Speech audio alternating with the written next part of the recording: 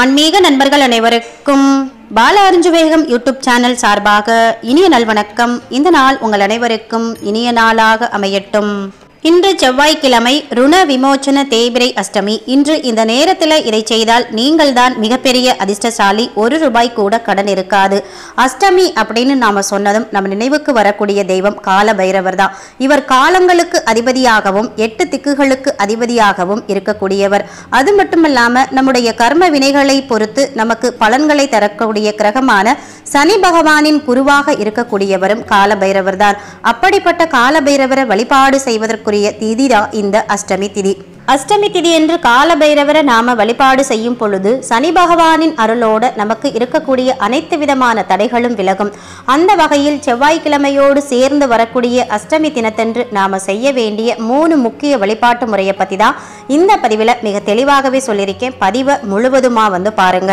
இங்க சொல்லப்பட்ட இந்த வழிபாட்டு முறைகளை பொறுத்த வரைக்கும் எப்பெல்லாம் செவ்வாய்க்கிழமையில இந்த தேய்பிரை அஷ்டமி திதியோ வளர்பிறை அஷ்டமி திதியோ வருகிறதோ அந்த நாட்கள்ல நீங்க கண்டிப்பா இந்த வழிபாட்டு முறைகளை கடைபிடிக்கலாம். நிச்சயமா உங்களுக்கு இருக்கக்கூடிய அனைத்து பிரச்சனைகளுக்கும் நல்ல தீர்வு கிடைக்கும். அதுவும் செவ்வாய்க்கிழமையோடு அஷ்டமி திதி வந்தா அதை நம்ம ருண விமோச்சன அஷ்டமி அப்படின்னு சொல்றோம்.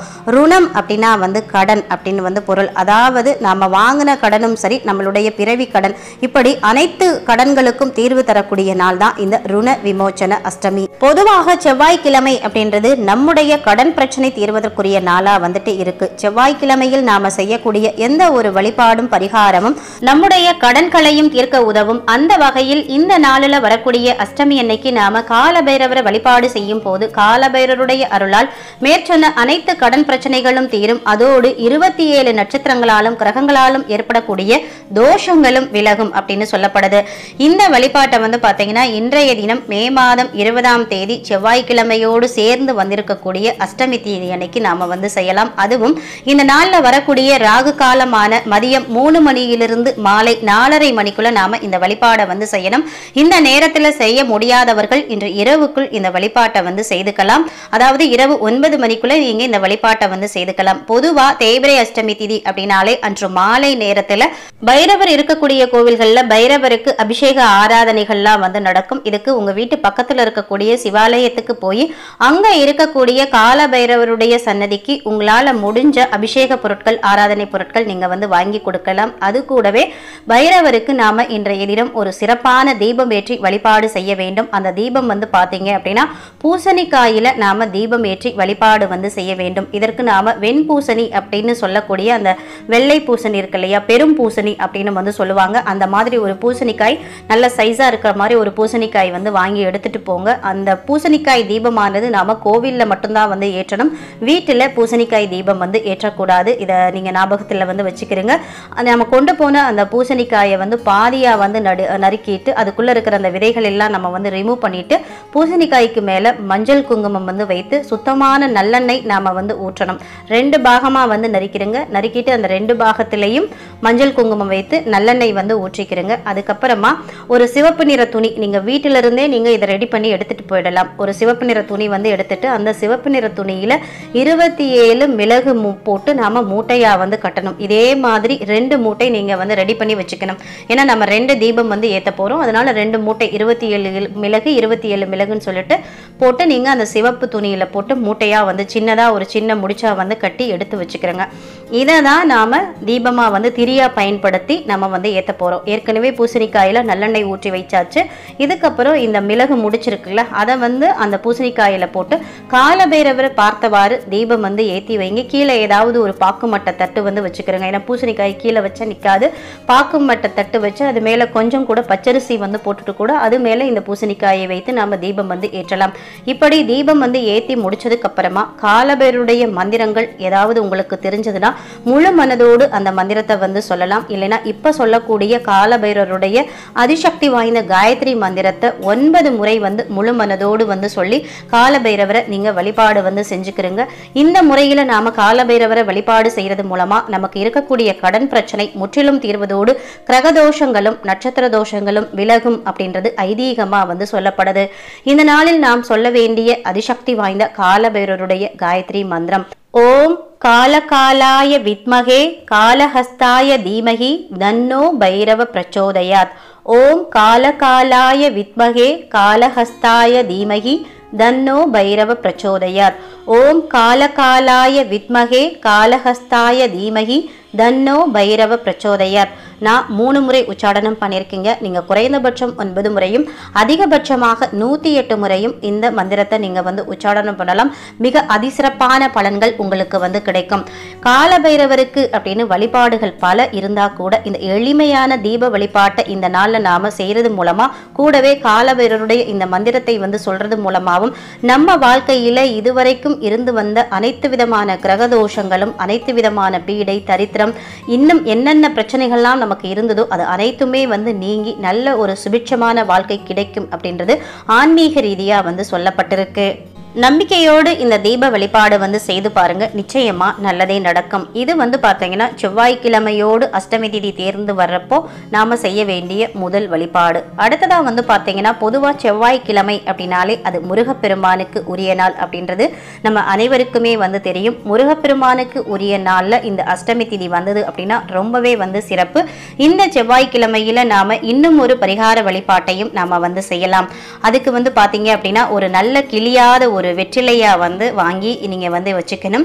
அதே போல முன்பு சொன்னது போல இன்று மாலை உங்க வீட்டு பக்கத்தில் இருக்கக்கூடிய பைரவருக்கு பூஜைகள் நடக்கும். அதுக்கு தேவையான பொருட்கள் எல்லாம் வாங்கி கொடுங்க. முடிஞ்சா அந்த பூஜையில நீங்க கலந்துக்கிட்டு ஆராதனை அபிஷேகங்களை பார்க்கறது ரொம்பவே சிறப்புங்க. அப்படி நாம போறப்ப பாத்தீங்கன்னா ஒரு வெற்றிலை வாங்கி போகணும். அந்த கிளிசல் இல்லாத வெற்றிலையா வாங்கி போங்க. அது கூடவே அரகஜா ஒரு டப்பா வாங்கிக்கிறங்க. அரகஜா அப்படின்றது தெய்வீகமான ஒரு பொருள் தாங்க. அந்த அரகஜா நீங்க நாட்டு மருந்து கடைகளில் கேட்டீங்கன்னா கிடைக்கும். அதுவும் கூடவே வாங்கிட்டு போங்க. பைரவருக்கு மிக மிக உகந்த பொருள் இந்த அரகஜா. நம்ம வெற்றிலை வாங்கியிருக்கோம் இல்லையா, அந்த வெற்றிலைக்கு நடுவே கொஞ்சமா இந்த அரகஜாவை எடுத்து பூசிக்கிறங்க. வெற்றிலை பாக்கு பூ பழமெல்லாம் பைரவருக்கு அர்ச்சனை செய்ய நீங்க கொடுக்கறப்போ இந்த வெற்றிலையும் அதோடு சேர்த்து கொடுங்க. பைரவருக்கு அர்ச்சனை பண்ணிட்டு அந்த வெற்றிலை மறுபடியும் உங்க கைக்கே வந்துடும்.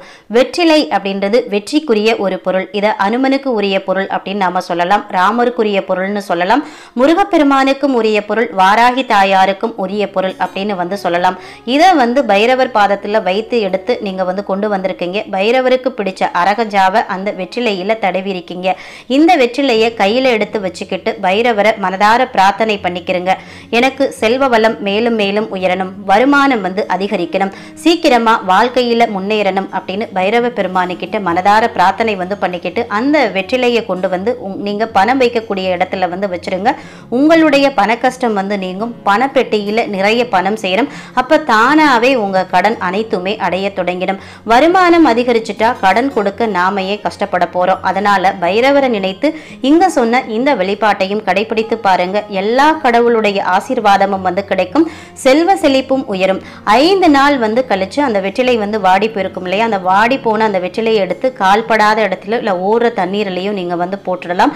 அடுத்த அஷ்டமி திதி வர்றதுக்குள்ள உங்க பிரச்சனையில பாதி பிரச்சனை தீர்ந்திருக்கும். நம்பிக்கையோடு இந்த வழிபாட்டை செய்யறவங்களுக்கு அந்த பைரவர் நிச்சயமா கை கொடுத்து உதவி செய்வார். அதுல எந்த ஒரு மாற்று கருத்தும் கிடையாது. நீங்க கஷ்டத்துல இருந்தா இந்த வழிபாடு நிச்சயமா உங்களுக்கு உதவும். உங்களுக்கு மட்டுமல்ல, கஷ்டத்தில் இருக்கக்கூடிய மற்றவர்களுக்கும் இந்த பதிவை நீங்க பகிர்றது மூலமா உங்களுக்கு இருக்கக்கூடிய கஷ்டம் சீக்கிரமே குறைவதற்கான வழியை அந்த பைரவ பெருமான் உங்களுக்கு காட்டி கொடுப்பார். அடுத்ததா செவ்வாய்க்கிழமை என்று தேய்பிரை அஷ்டமி திதி வரக்கூடிய நாளில் அந்த செவ்வாய்க்கிழமை என்று வரக்கூடிய ராகு கால நேரத்தில் நாம செய்ய வேண்டிய அதிசக்தி வாய்ந்த அற்புதமான இன்னொரு பரிகார வழிபாட்டு முறையை பற்றியும் நாம் தெரிஞ்சுக்கலாம். இந்த பரிகாரத்தை பொறுத்த வரைக்கும் நீங்கள் கோவிலுக்கு போகணும் அப்படின்ற அவசியம் கிடையாது. வீட்டில் இருந்தபடியே இந்த பரிகாரத்தை நீங்கள் செஞ்சுக்கலாம். பொதுவாக செவ்வாய்க்கிழமை அன்னைக்கு ராகு கால நேரத்தில் துர்க்கையம்மனை வழிபாடு செய்வது மிகவும் சிறப்பாக சொல்லப்படுது. அப்படி துர்க்கையம்மனை அந்த நேரத்தில் வழிபாடு செய்தால் ராகு கேதுவால் நம்ம வாழ்க்கையில் இருக்கக்கூடிய பெரிய பெரிய கஷ்டத்தில் இருந்து கூட அந்த அன்னை நம்மை காப்பாள் அப்படின்றது நம்பிக்கை. இந்த ராகு கால நேரத்துல தான் கால பைரவரையும் நாம வழிபாடு செய்யணும். இத்தனை சக்திகளும் ஒன்று சேர்த்து வந்திருக்கும் இந்த ராகு கால நேரத்தை நாம தவற விடாம இந்த 1.5 மணி நேரத்தை நாம பயன்படுத்திட்டோம் அப்படின்னா உங்க கைக்குள்ள அனைத்துமே அடக்கமாயிடும். இன்றைய ராகு கால நேரத்தில் நாம செய்ய வேண்டிய அதிசக்தி வாய்ந்த பரிகாரம். இன்று அதாவது செவ்வாய்க்கிழமை மதியம் 3 மணியிலிருந்து மாலை 4:30 மணிக்குள்ள இந்த பரிகாரத்தை செய்து முடிக்கணும். நீங்க வீட்டில் இருந்தால் மட்டுமே இந்த பரிகாரத்தை வந்து செய்ய முடியும். உங்களுடைய உள்ளங்கையில 27 மிளகு வந்து இருக்கணும். உங்களோட போன்ல வந்து 27 நட்சத்திரத்தோட பெயரை வந்து எடுத்து வச்சுக்கிறீங்க. ஒரு சின்ன மண் அகல் விளக்குல ஒரு சூடம் பொருத்தி வந்து நீங்க வந்து வச்சிடுங்க. ஒரு பெரிய கட்டி சூடமா வந்துட்டு இருக்கட்டும். சின்ன கட்டி சூடமா தான் இருக்குது அப்படின்னா அது தீர்றப்போ இன்னொரு கட்டி கற்பூரத்தை அதுல போடலாம். தவறு ஒண்ணுமே வந்து கிடையாது. கற்பூரத்தை பொருத்தி அகல் விளக்குல வந்து வச்சிடுங்க. உள்ளங்கையில் இருக்கக்கூடிய மிளகை வந்து அப்படியே வந்து கை வந்து மூடி வச்சுக்கிட்டு பைரவரை மனதார நினைத்து எனக்கு இருக்கும் கடன் சுமை சீக்கிரம் வந்து குறையணும், வாங்கிய கடனை எல்லாம் சீக்கிரம் திருப்பி வந்து அடைக்கணும், அதுக்கு கால பைரவரான நீ தான் எனக்கு நல்ல வழியை காட்டணும், என்னுடைய கடன் உன்னுடைய பொறுப்பு அப்படின்னு நீங்க சொல்லி வந்து வேண்டிக்கணும். அதுக்கப்புறமா உங்க உள்ளங்கையில் இருக்கக்கூடிய 27 மிளகு ஒரு கிண்ணத்துல வந்து போட்டு பக்கத்துல வந்து வச்சிடுங்க. ஒவ்வொரு நட்சத்திரத்தின் பெயரா வந்து படிச்சு ஒவ்வொரு மிளகை வந்து எடுத்து அந்த கற்பூர நெருப்புல வந்து போடணும். ஒவ்வொரு மிளகும் நெருப்புல வந்து அப்படியே பட்டு பட்டுன்னு வந்து ஒரு சத்தத்தோட வெடிக்கும் இல்லையா, இதுதான் அந்த பரிகாரமே. அந்த மிளகு நெருப்புல வந்து வெடிக்கிறப்போ உங்களுடைய ஒவ்வொரு கடனும் குறைவதா நீங்க வந்து நினைச்சுக்கணும். 27 நட்சத்திரங்களும் சேர்ந்து உங்களை ஆசீர்வாதம் செய்து உங்களை கடன் சுமையிலிருந்து வெளிவர வைக்கும். அதற்கு உண்டான எளிய பரிகாரம் தான் இந்த பரிகாரம். 27 மிளகு சிவப்பு துணியில மூட்டையா கட்டி ஒன்னா நல்லெண்ணெயில போட்டு தீபம் ஏற்றி பைரவரை வழிபாடு வந்து செய்வாங்க. அப்படி செய்தாலும் தவறு வந்து கிடையாது. நாம ஏற்கனவே முதல் வழிபாடா அதை தான் வந்து சொன்னோம். இருந்தாலும் 27 நட்சத்திரத்தோட பெயரை சொல்லி நம்ம கையால இந்த ஒவ்வொரு மிளகா வந்து எடுத்து நெருப்புல வந்து போடும்போது அதிவிரைவான பலன் கிடைக்கும் அப்படின்னு வந்து சொல்லப்படுது. இந்த பரிகாரத்தை பொறுத்த வரைக்கும் நீங்க வீட்டில இருந்தபடியே வந்து செய்யலாம். கோவில்ல அமர்ந்தும் இந்த பரிகாரத்தை செய்ய உங்களுக்கு வாய்ப்பு கிடைக்குது அப்படின்னா அங்க போயும் செய்யலாம். தவறு வந்து கிடையாது. நிச்சயமா இந்த பரிகாரத்தை செய்து முடிச்சதுக்கு அப்புறமா உங்களுக்கு மனதுல ஒரு அமைதி வந்து கிடைக்கும். நம்முடைய கடன் எல்லாம் இப்போதே அடைந்து விட்டதா ஒரு திருப்தி வந்து கிடைக்கும். கடனை அடைப்பதற்கு எந்த பயமும் உங்களுக்கு வந்துட்டு வராது. துணிச்சலோடு செயல்பட்டு துணிச்சலோடு பணத்தை வந்து தயார் செய்து கடனாளிகளுக்கு கொடுத்து மன நிம்மதி உங்களுக்கு வந்து கிடைக்கும். அதிகபட்சம் அடுத்த மாத தேய்பிரை அஷ்டமி திதிக்குள்ள உங்களுக்கு ஏதாவது ஒரு அதிசயம் நிச்சயமா நடந்தே இருக்கும். அதற்கு கால பைரவரே பொறுப்பு அப்படின்னு சொல்லி இந்த பதிவை இதோடு நிறைவு செய்கிறேன். இதுவரைக்கும் இந்த பதிவுல செவ்வாய்க்கிழமையில தேய்பிரை அஷ்டமி திதி வந்தா எந்த விதமான வழிபாடுகள் வந்து செய்யணும் அப்படின்னு 3 முக்கிய வழிபாட்டு முறைகள் வந்து கொடுத்திருந்தேன். பொதுவா இந்த மாதிரி ஒரு நாள் அஷ்டமி திதி வர்றப்போ இந்த வழிபாடுகளை நீங்க தொடர்ந்து செய்துட்டு வாங்க. நிச்சயமா குறிப்பிட்டு கடன் பிரச்சனைக்கான தீர்வு கூடிய விரைவில் வந்து கிடைக்கும். பைரவர் உங்கள் அனைவரோடும் துணை இருக்கு. இந்த பதிவு உங்களுக்கு மிகவும் பயனுள்ள பதிவா இருந்திருக்கும் நினைக்கிறேன். இந்த பதிவு பிடிச்சிருந்தா லைக் பண்ணி உங்க நண்பர்களுக்கும் ஃபேமிலி மெம்பர்ஸ்க்கும் ஷேர் பண்ணுங்க. அவர்களும் பார்த்து பயன்பெறட்டும். இந்த பதிவை பத்தின கருத்துக்களையும் உங்களுடைய சந்தேகங்களையும் கமெண்ட் செக்ஷன்ல சொல்லுங்க. மற்றும் ஒரு நல்ல பதிவில் சந்திப்போம். அதுவரை உங்களிடமிருந்து விடைபெறுவது உங்கள் பாலா. நன்றி, வணக்கம், வாழ்க வளமுடன்.